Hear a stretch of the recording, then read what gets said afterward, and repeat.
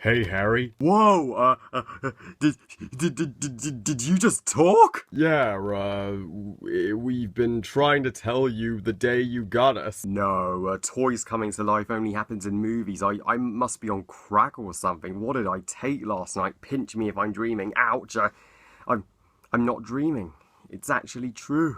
Well, why didn't you guys say so? We'll be best buddies till the end. And by the way, your secret's safe with me. Thanks, pal. You've got a friend in us. If only the toys had just told Andy the truth at the end of Toy Story 3.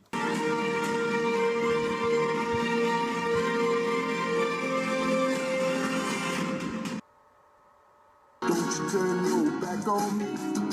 Don't you walk away. Don't you tell me that I don't care, 'cause I do. Belong together. We belong together. Yes, we do.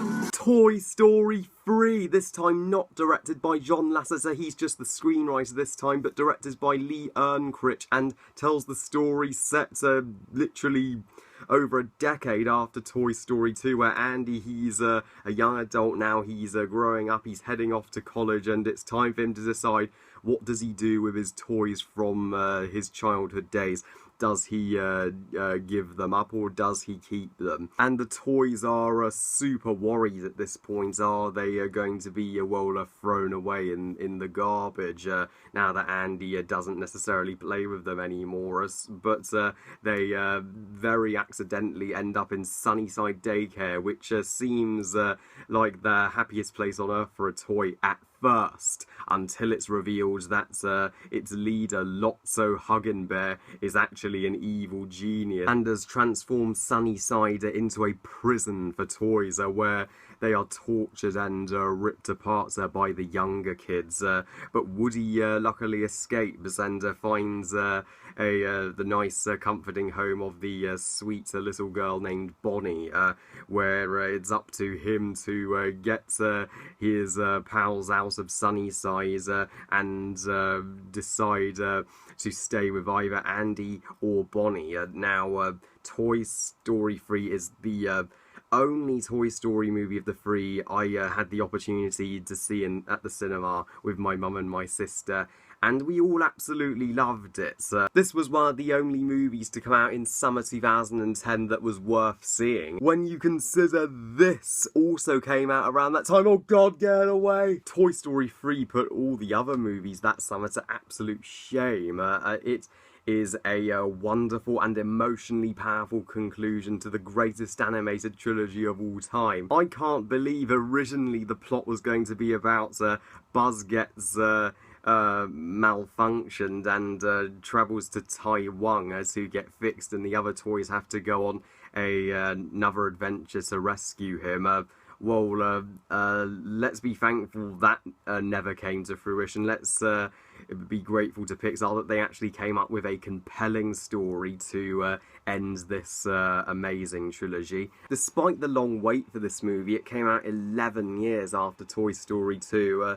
That was the perfect time to release it, in my opinion, as this movie wouldn't have had the emotional impact that it needed if it just came out, like immediately after Toy Story 2. The fact that Andy is now, around our age and in our stage in life when us fans are watching it. So we saw the first movie as kids when Andy was a kid, and now here we are when Andy, a young adult. I was 15 when I saw the third movie, and I so resonated with it. So it's so realistic how nobody can be a kid forever in these movies, and the animation obviously is fantastic. It looks way better than both the first two Toy Story movies combined, obviously, since it was released in 2010. Animation came a long way since then. Story-wise, this is surprisingly the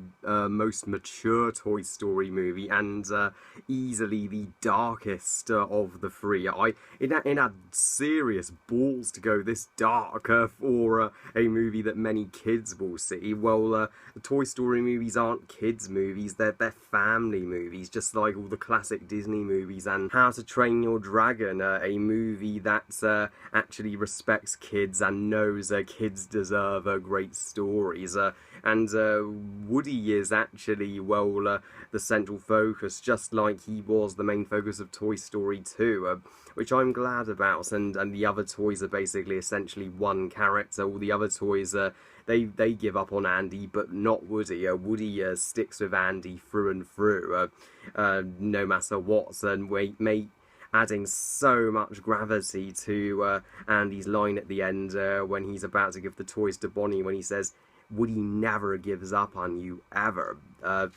Well said, buddy. Woody never does. And Woody's friendship and Woody's relationship with both Andy and his fellow toys is greatly put to the test in this movie, where he has to choose to go off with Andy to college or stick with them, basically. And the opening scene is so freaking imaginative and great when we get a glimpse at Andy's imagination. It's filled with nice callbacks to the original movie to bring nostalgic memories back, like when Woody says, "I brought my dinosaur to eat Force Field Dog." Nostalgia overload in a good way. So freaking awesome opening. It starts the movie with a bang, and it's essential to remember the good times and all the toys and Andy have been through. Once they get to Sunnyside, the movie really gets going and takes flight. Sunnyside is a concept I love. It seems like, basically heaven for a toy, when you originally look at it, but the fact that it turns out to be a prison, it turns the movie into a exciting and epic prison break movie. Is it so horrible and horrific seeing these toys being absolutely destroyed and ripped apart and abused by these little kids who don't know how to treat toys properly, whereas Lotso and his gang are fine in the butterfly room with the older kids. Lotso Huggin' Bear, this movie's villain. Lotso, of all the Toy Story villains, I thought Sid was bad. I thought Stinky Pete was bad. But Lotso just is unsalvageable as a villain. He is the best Toy Story antagonist. He's a simply excellent villain. He has one of the greatest villain backstories and deepest ones I've ever seen, when he's belonged to a little girl named Daisy, who just loved him above all her other toys, but one day she accidentally left him behind, and when he returned, she'd already replaced him, which it basically ripped his heart out. It's changed him forever for the worse, and he took it way too far. And personally, he basically made it his life mission to basically punish all toys because he himself is heartbroken. He's taking out his anger on everyone else, and I'm shocked they made a teddy bear intimidating, just like Stinky Pete. Lotso is a completely surprising and unexpected villain in the twist. My sister, actually, before we saw the movie, she thought he might be the villain, and you know what, she was right. And Lotso does a truly unforgivable act of cruelty at the end when the toys save his life when they're about to head into the furnace, but even after they save him, he just leaves them to die and refuses to press the button. All he had to do was press the button and save them in return, but nope, he says, "Fuck them, I'm saving myself." Oh, what a bastard. I was relieved to see him get his comeuppance when he gets stuck to the truck with the other toys. I fucking hate that teddy bear, I'll tell you. And I absolutely love the new set of characters in this movie, as well as the older. They are just as memorable and timeless, and Ken is great new addition because Barbie was introduced in Toy Story 2, Tour Guide Barbie. Yeah, she's great fun and not bad looking for a toy actually, and the fact that they paired her up with Ken, it's so sweet and genuinely touching and downright funny when she makes him try on the outfits. That's that's freaking hysterical.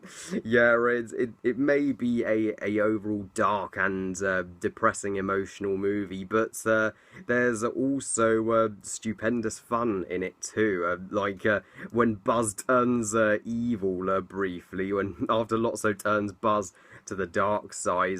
That's interesting to see what they could do with Buzz in this movie. They haven't run out of any ideas, and they even make him Spanish. Oh my god, that's so funny when he's just dancing to the Spanish version of "You Got a Friend in Me" in the end credits. Ay, yo, amigo en mi. And I love the idea that not all of the toys in Sunnyside work for Lotso. Some of them do, obviously, but not all of them are bad. Some of them are good and actually want to help Andy's toys escape and get back out of danger, which adds such a variety of personality and complexity to them all. And if you saw the dark moments in Toy Story 1 in Sid's house, or Woody's nightmare in Toy Story 2, then be prepared, because believe me, you have not seen anything yet. The furnace scene is the darkest moments in animation history, when they're all holding hands and accepting that this might be it and they might be about to die and nothing can save them. Ambitious and terrifying. Most kid movies don't even bother to include scenes like that nowadays, but Toy Story is living proof that there are still movies that do have that intensity to them. It will make kids to grown men cry their eyes out, and it's certainly had me on edge. I was worried, no, please don't die, you can't end Toy Story like this, it's too much, but thankfully they don't kill them off, as they trick you into thinking when the aliens come in and they save them when they're like, the claw. We can breathe again, Pixar, you really got us there. And the final moments of Toy Story 3, when Andy gets the toys in his box and drops them off at Bonnie's. I absolutely love Bonnie. Bonnie is just a adorable, sweet little girl. One of my favourite child characters in any movie. She's the perfect new owner for the toys. I couldn't be happier that they went off to her. You know, it's a combination of a happy and sad ending. You know, you have both. They may have just said farewell to Andy forever, but they're in safe hands and will have a wonderful life with Bonnie. I mean, when Andy's just taking out all his toys and playing with them with Bonnie, and the last one obviously is Woody, who makes a nearly impossible decision of choosing to go with the toys instead of Andy, because he accepts he can't be with Andy forever, but it was fun while it lasted. But the toys need him. They've been through too much together for him to say goodbye now. Oh my god, it's the final scene in Toy Story 3, the ending. It's one of the strongest, most groundbreaking endings to a trilogy since The Return of the King, and it's Oscar-worthy filmmaking. Regardless of whether it's animated or live action, this movie well and truly deserved the Best Picture nomination. Shame it didn't win, shame it lost to The King's Speech. So in the end, Toy Story 3 is the third masterpiece in a absolutely brilliant and revolutionary animated trilogy. The best, in fact. Is it my favourite? I slightly prefer Toy Story 2, since that has my favourite moments, but Toy Story 3 is nonetheless a perfect end and my second favourite. I give Toy Story 3 5 stars out of 5. And cheers to Toy Story 3 being the first animated movie to gross over $1 billion. As for Toy Story 4, you all know how I feel. Fuck Toy Story 4. Why does it even exist? But if you're optimistic about it, that's great. Good for you. We'll see. Well, I love you guys. Thank you for watching. I hope you guys enjoyed these Toy Story reviews. And what do you think of Toy Story 3? Please comment, let me know. Please like this video and subscribe. Please follow on Twitter and on Google+. And I'll see you next time. Bye, guys.